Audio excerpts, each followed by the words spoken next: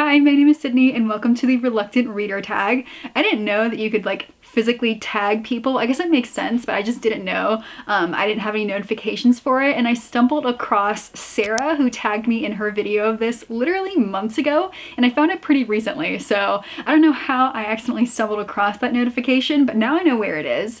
She took Chloe's original video and turned it into her own tag, and as somebody who wants to do more tags nowadays, I'm really loving the community aspect of this. I am thrilled to be able to add to my own reluctant tag. Clearly, with somebody with a physical TBR of over 500, I am a little reluctant to read some of the books behind me. So this is going to be a fun little video about all of the books that I am reluctant to read. These are all of Chloe's questions that I took directly off of her original video. So there's 15 questions to get through. Let's go ahead and jump right in. The first book is a soft DNF, so something that I started and put down knowing that I wasn't going to finish it at the time, but I do want to finish it at some point, and that is going to be Impossible Creatures by Katherine Rundell. This is a middle grade or YA fantasy novel that literally won all of the awards. It was Waterstone's Book of the Year. There's so many editions of it. It was going absolutely nuts. I could not go to a bookstore without finding it, and so I picked it up. It is a really cool idea of an adventure in which a little boy goes to, I think, the Scottish Highlands, and he kind of accidentally gets sucked into this magical world in which the creatures are dying and things are going wrong. I got maybe a third of the way into it, and I really loved the idea of it and I loved the story, but for some reason I just was not drawn to read it. I really want to read it. It is such a cool mythology, young adult YA fantasy. I'm pretty sure it's a standalone too, but for some reason I just I did not want to read it, and so I would very much like to get back to it one day. Maybe it's a middle school, so it goes by really fast. The font is massive. I could be able to crack this out in a few hours if I really tried, but for some reason I just didn't want to. So it's been sitting and staring at me like this for 6 months now, if not longer. So I would really love to pick this back up. I'm certain I could just jump off right where I was before, because I remember everything that happened, even though I read it so long ago, and that's part of the testament as to why this book is so great. So I don't know if I was just in the wrong mood for it, or if I'm just drifting away from YA stories. I have no idea, but one day I really want to jump back into this. Number 2, you read another book by that author and didn't enjoy it. That is really, unfortunately, Wings of Starlight. I've read 2 of Alison Saff's other works, and I did not like them. I really loved the ideas of them, but the execution fell so flat that the ideas, it started out really high, oh my goodness, these could be 5-star books for me, and both of them ended as less than 3 stars. This one I'm particularly worried about because I loved the Tinkerbell movies when I was growing up, and I have really high stakes in the stories of the queen and her love story, but we all know how it ends, and so I'm really worried about this book, and I think that's why I've been putting it off, because I don't really have the trust of Alison Saff for her to pull this off, and it just doesn't really align with the other books that I've read from her. So I'm really worried about this book in particular, but I've been wanting to read it since I got it, and even since I heard it was coming out, so I've been wanting to read this for so long. Number 3, it's brand new and you don't know when you're gonna get around to it, and that is going to be Calabasas by R.F. Kuang. This literally came in the mail for me just a couple of days ago, and I really want to read this. I read Dante's Inferno. I was an English major in college, so of course I read that. I'm really interested in this, but to be honest, I want to read through R.F. Kuang's entire backlist in chronological order, just because she has everything so different, and I feel like it just feels weird to jump in with Calabasas, and so but her stuff is also just so intimidating that I just don't know when I'm gonna get around to even the Poppy War trilogy, and then all of the rest of the books, because especially Babel is really intimidating for me. So this book is gorgeous. I really want to read it, but I have quite literally no idea when I'm gonna get to it. I know I'm gonna have to have a lot of mental space to be able to focus, and with my crazy life, I have no clue when that's gonna be. Number 4, the cover is painfully ugly. Now, I don't keep a lot of books that I think are ugly, but I recently picked up Demigod Academy from a little free library, and this cover, it's not ugly, but it's absolutely ridiculous. And it's definitely putting me off the book, but at the same time, it's letting me know exactly what type of book this is gonna be. I don't know if I'll ever actually get to this because I have so many other books I want to read, but it's Harry Potter meets Percy Jackson, and it's just like, it seems like it's gonna be an absolutely ridiculous time. And the fact that this is actually 3 books in one, like, I really want to read it, but like, I've got to I gotta be ready for it. But yeah, this is like the ugliest cover that I could find on my shelf. Number 5, it's a classic book that might be good for you, but you're not that interested. I don't have too many classics on my shelves, but I do have Thomas More's Utopia. I think I read portions of it in high school and college, but I've never like read it front to back of my own free will. It's a super short book, but I have to like be in the right mindset for it and like have a lot of mental space, and I just don't really know when that's gonna happen. I feel like it'll be a really good book to read and have read and to understand. I won't lie, a lot of my desire to read this is from the movie Ever After, but who knows if I will ever get to it. Number 6, it's humongous and intimidating, and it is of course The Priory of the Orange Tree. This book I've had for years at this point, but just the idea of picking this up and me holding this in my hand, it is a literal brick. Like, I've heard that it goes by a lot faster than you would think, and the font is kind of large, but just the idea of me holding up a like literal tome like this is disastrous in my eyes, but I'm so interested in the book and I want to read it. But yeah, just like looking at how large the spine is, she's a chonker. Number 7, you feel like you need to read it because it's hyped, but you're not that interested, and that's going to be, unfortunately, the 5th season. I'm just not a dystopian or like a sci-fi kind of girl, and I know that about myself, but this book is just praise beyond praise. I don't think I've ever seen a negative review of it, and I found it in perfect condition, I think in a little free library one day, and so I've had it for so long. I know that I should read it, but I'm not excited for it. We'll see. One day I might force myself to do it because I've only heard good things. And if I get through it and I'm just like not feeling it, then I will let it go. But I feel like this is one of those books that's just praised across the board. N.K. Jemisin is like, I know she's like a writer of a century for us. Like, I need to give her due and read this book, but I'm not excited. Number 8, you need to be in a specific mood to enjoy. And that can be literally any of the gigantic fairy tale books that I have on my shelves. I have like 15 of these gigantic tomes of just like a ton of fairy tales or mythology stories in one little book, and I just need to be in the mood that I have nowhere else to be. I just have time to enjoy this because I very frequently feel like I should be doing something more, like being somewhere else, just getting things done.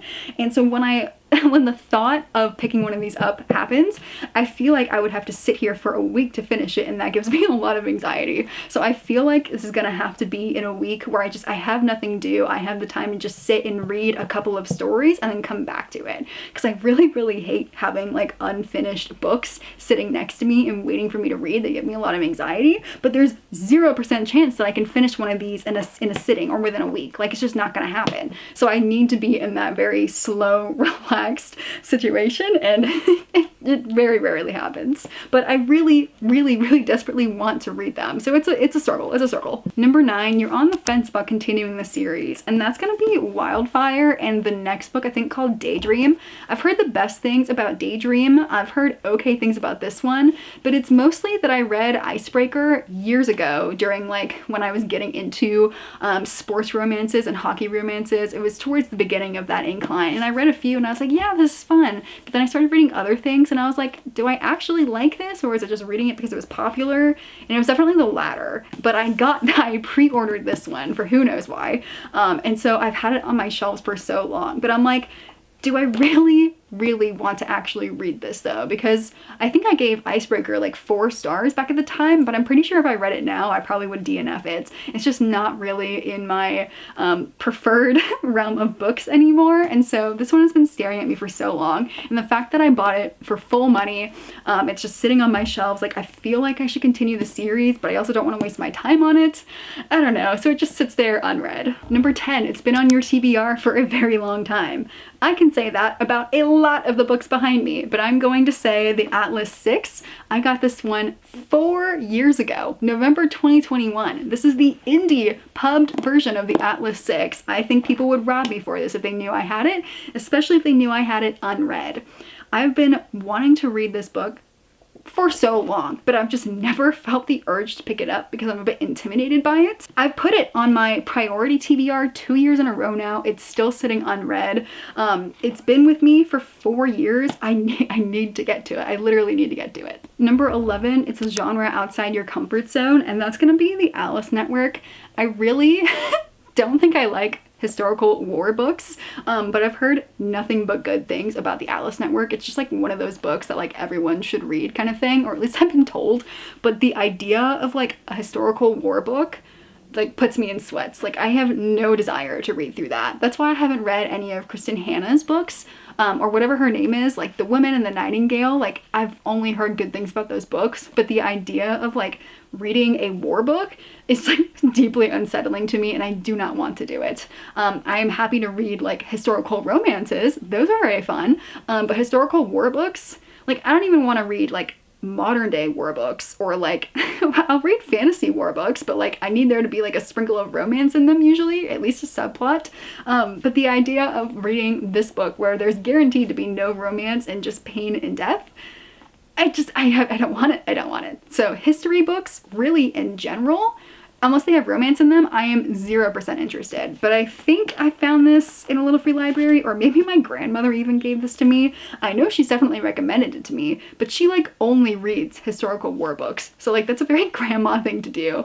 I'm sure if I read it, we'd have a lot to talk about. So like really that's the main thing that's having me like hold on to it, but I just don't want to. Number 12, despite owning it, you'll likely never read it.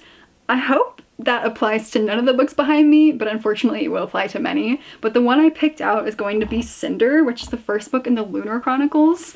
This is like an era of the dystopian like middle school times that I just missed. And people reference these books so often to the point where I've been wanting to read them for years, but I just don't think they're my genre. Maybe if I had read them 15 years ago when I was in middle school, maybe I would have loved it. But like now the thought of YA books, dystopian books, cyberpunk books, they're just not what I'm interested in. But like the people of having the nostalgia of this series is usually enough for me to want to keep them. And I've only found them in little free libraries, and that's when I collect them, so when they're free to me. And so I think I have most of the series at this point. But when I'm going to sit down and force myself through this like amalgamation of genres that I don't particularly enjoy just so I can understand people's nostalgia, each year I'm becoming less and less inclined to put myself through that. So these narrowly made it through the giant unhaul purge that I did a few weeks ago. We'll see if they make it through the next one. Number 13, it's only out of obligation to a book club or a friend's recommendation, and that's going to be Homegoing. And this is a book that was part of the big read. Basically, my town was like, wouldn't it be so fun if our entire town read one book together? And so over the summer, everyone was reading Homegoing across one whole month. And they had a ton of library events, and I was like, this is so cool. And they're giving these books out for free. So when I went to the library, I picked it up and I was like, yeah, I'm gonna be part of the big read, and I'm gonna read at the same time as everybody else, and I'm gonna be able to go to discussions and meet a bunch of bookish friends. And I picked this up like every day for weeks, and I was like, I don't want to. But now I feel like a ton of the town has read this book, and I've been wanting, like, part of me wants to read it, but the other part of me, as soon as I pick it up, I go, I don't want to. And so there's this huge FOMO part of me knowing that so many people in my town read this book. I got it for free. It's literally in my hands. The gateway to this is 0. Like, I feel obligated to, but I don't really have the desire. So I feel like at one point I am going to pick this up. I've also put it on a couple monthly TBRs too, to try to like incline me to read it, and it still hasn't happened. Number 14, negative reviews have made me less excited, and that's definitely go to When the Moon Hatched. I think the idea of this book really excites me, and there was a time when everybody was hyping it up, but then the tide shifted, and then everybody started hating on this book, except for a few people that were like staunch believers. And this is normally why I don't read books right when they come out, right when there's a big hype to them, because I'm afraid that that's going to happen. But this one, I was like, like, no, I've only heard good things, I'll buy it, I'm so interested in it. And then just like wave after wave of negative reviews. And I was like, well, crap. And so my interest is still here, but every time I like reach for it in my head, I just hear all these people saying it's a terrible book, it's a terrible book. And I'm like, ah, crap.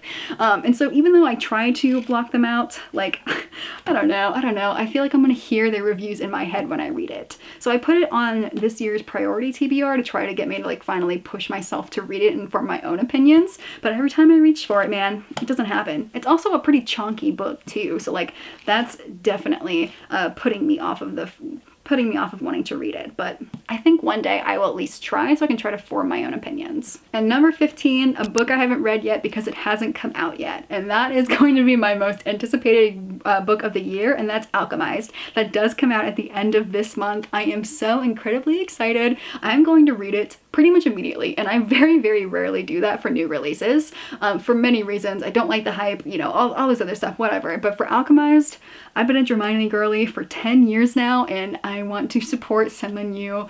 I really want to read this book. I'm actually in the middle of doing a Hermione whole vlog, and it's going to be part of that. So I haven't read that one yet, solely because it hasn't come out yet, but it will be read pretty much immediately. I would love to do this tag again in a year to see if I've read any of these books. I feel like that would be a really fun idea. I really like this tag. I feel like it's number one, calling me out in a lot of ways, but number two, also kind of bringing out reasons as to why I haven't picked books off of my shelves yet. So well done, Chloe. These are really well done questions, and I really like them. Thank you, Sarah, for tagging me in this. Sorry it took me 5 months to find your tag and then make the video for it. I would love to see anybody else do this video. I'm going to tag my own 5 creators on the screen to make their own reluctant TBR tag. I think it's really fun. And maybe we can use this tag to encourage each other to read these books that we've been putting off and are being quite reluctant about. But thank you so much for joining me on this reluctant TBR adventure tag, and I will see you in the next video.